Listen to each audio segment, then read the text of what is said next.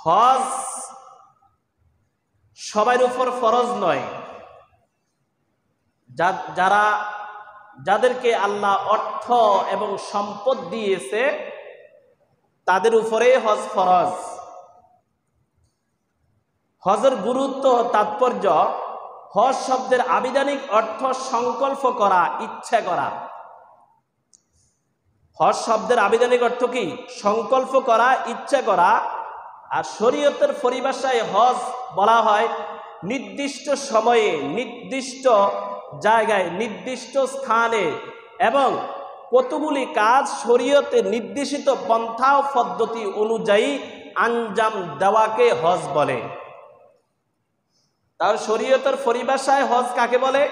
নির্দিষ্ট মাসে, নির্দিষ্ট দিনে, নির্দিষ্ট সময়, নির্দিষ্ট তারিখে এবং নির্দিষ্ট স্থানে শরীয়তের কতগুলো কাজকে আঞ্জাম দেওয়াকে হজ বলে। আল্লাহ রাব্বুল আলামিন কোরআনুল কারীমের রাব্বুল আলামিন বলেন, আল হাজ্জু আশহুরুম মালুমাত। হজের কয়েকটি মাস আছে, সুপ্রসিদ্ধ মাস।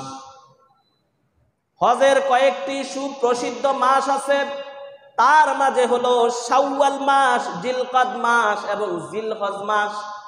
আমি কিছুক্ষণ আগেই বলেছিলাম, আমরা অনেক সময় মনে করি যে হজের তো অনেক দেরি, তাহলে এত আগে আগে কেন হজের বয়ান করা হয়? আল্লাহ রাব্বুল আলামিন কোরআনুল কারীমের মধ্যে বলে দিয়েছেন, আল হাজ্জু আশহুরুম মালুমাত। হজের কয়েকটি সুপ্রসিদ্ধ মাস আছে, যেই মাসগুলো হলো শাওয়াল মাস, জিলকদ মাস, জিলহজ মাস। শাওয়াল মাসের আজকে 9তম তারিখ, আজকে 9 তারিখ। শাওয়াল মাসের আজকে দ্বিতীয় জুমা। যদি কোনো ব্যক্তি শাওয়াল মাসে হজের এহরাম বাঁধে আর যদি কারণবশত এই এহরাম না খোলে বা এহরাম খোলার প্রয়োজন না হয়, তাহলে জিলহজ মাসে এই এহরাম বাঁধা অবস্থায় সে হজ করতে পারবে। তবে এটা মাকরুহ হবে। তাহলে এত আগে আগে হজের বয়ান করার আরেকটি কারণ হলো আগে আগে প্রস্তুতি নেওয়া, প্রিপারেশন নেওয়া, যেন আমি সঠিক সময়ে হজ পালন করতে পারি। তাহলে রব্বুল আলামিন বলেছেন হজের কয়েকটি সুপ্রসিদ্ধ মাস আছে, শাওয়াল মাস, জিলকদ মাস এবং জিলহজ মাসের প্রথম 10 দিন। হযরত আব্দুল্লাহ ইবনে ওমর রাদিয়াল্লাহু আনহু থেকে বর্ণিত, রাসূল সাল্লাল্লাহু আলাইহি ওয়াসাল্লাম ইরশাদ করেন, বুনিয়াল ইসলামু আলা খামসিন শাহাদাতু আল্লা ইলাহা ইল্লাল্লাহ ওয়া আন্না মুহাম্মাদার রাসূলুল্লাহ। রাসূল সাল্লাল্লাহু আলাইহি সাল্লাম বলেন, ইসলামের 5টি স্তম্ভ, 5টি খুঁটি, 5টি রোকন। এই 5টি রোকনের মধ্যে সর্বপ্রথম হলো লা ইলাহা ইল্লাল্লাহ, আল্লাহ তাআলা ছাড়া কোনো মাবুদ নেই। ওয়া আন্না মুহাম্মাদার রাসূলুল্লাহ, রাসূল সাল্লাল্লাহু আলাইহি ওয়াসাল্লাম আল্লাহ তাআলার রাসূল, এই কথার উপরে সাক্ষ্য দেওয়া এবং বিশ্বাস করা। এটার নাম হলো ঈমান। সর্বপ্রথম ঈমান গ্রহণ করা, সর্বপ্রথম ঈমান গ্রহণ করতে হবে। আমরা জানি যে ঈমান গ্রহণ করা, ঈমান কাকে বলে?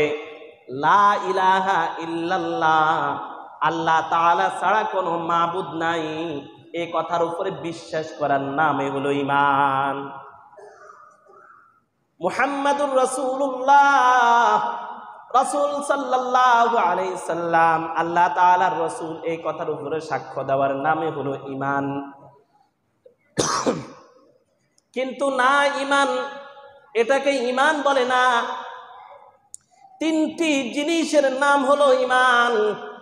আল ঈমানু আলাল ইকরার বিল লিসান ওয়া তাসদীকু বিল জিনান ওয়া আমালু বিল আরকান।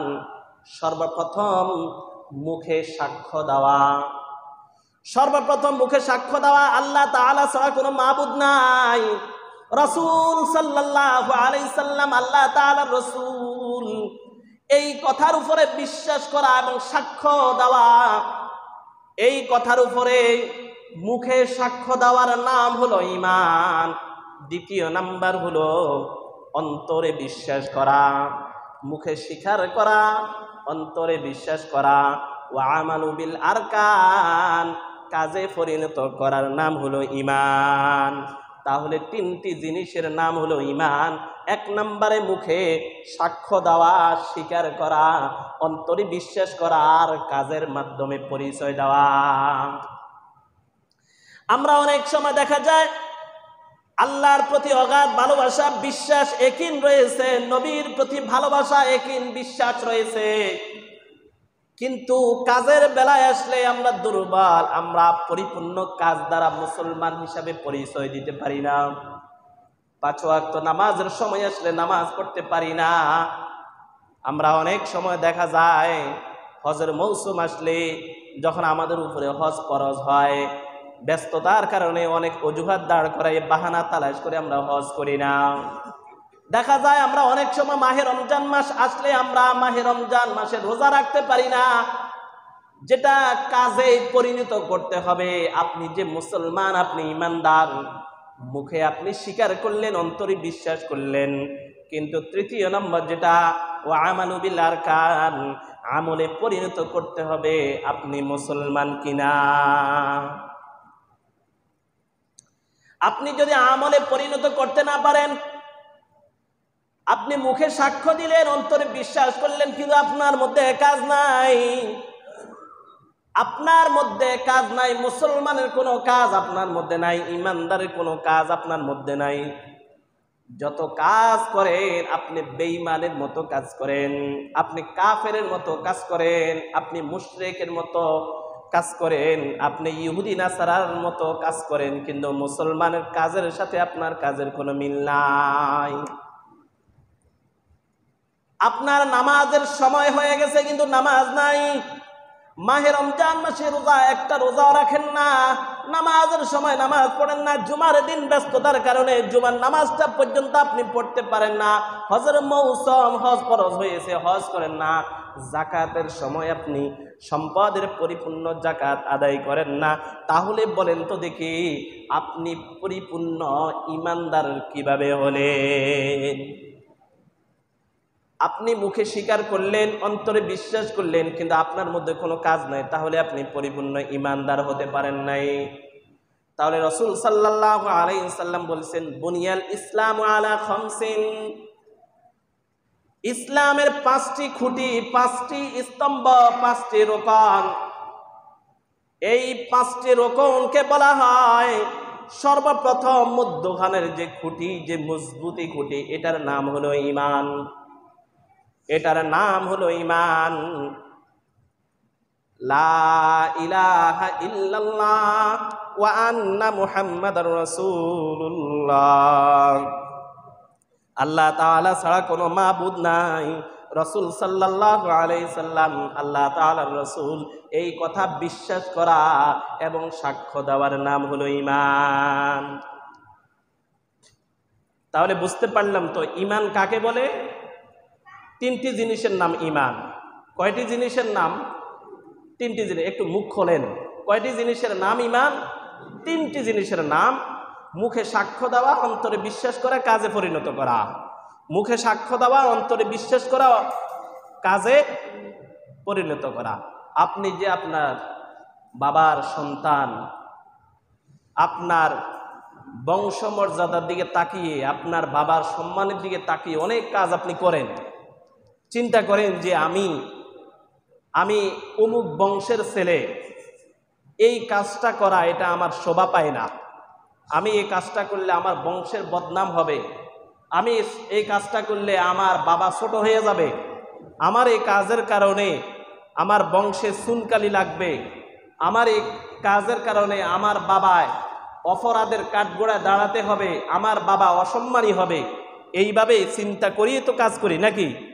তাহলে যে বাবার প্রতি ভালোবাসা আছে ঠিক আছে, আন্তরিকতা আছে, ঠিক আছে, মুখে স্বীকার করলাম বাবা আমি তোমাকে ভালোবাসি, এবং অন্তরে সাক্ষীও দিলাম, অন্তরে বিশ্বাসও করলাম যে বাবা আমি তোমাকে ভালোবাসি, কিন্তু কাজে করলাম এমন এমন কাজ যে বাবা অসম্মান হয়ে যায়, তাহলে বলেন আপনি কি প্রকৃত সন্তান হতে পারলেন? প্রকৃত সন্তান হতে পারলেন? সমাজের যত অন্যায় কাজ আছে, যত অপরাধমূলক কাজ আছে, সব কাজ আপনি করেন, অথচ আপনি বাবাকে ভালোবাসেন, দিন শেষে এই বাবাকেই আপনি দেখা যায় বিচারে কাঠগড়ায় দাঁড় করান, তাহলে কি আপনি আপনার বাবার প্রকৃত সন্তান হতে পারলেন? তাহলে বুঝতে হবে অন্তরে বিশ্বাস করা আর মুখে সাক্ষ্য দেওয়ার নাম ভালোবাসা নয়, কাজে কিন্তু পরিণত করতে হবে, কাজ দ্বারা প্রকাশ করতে হবে আমি আসলেই ভালোবাসি কিনা। তাহলে আমরা বুঝতে পারলাম তিনটি জিনিসের নাম ঈমান। বুঝতে পারছি তো? আল্লাহ তাআলা আমাদেরকে আমল করার তৌফিক দান করেন।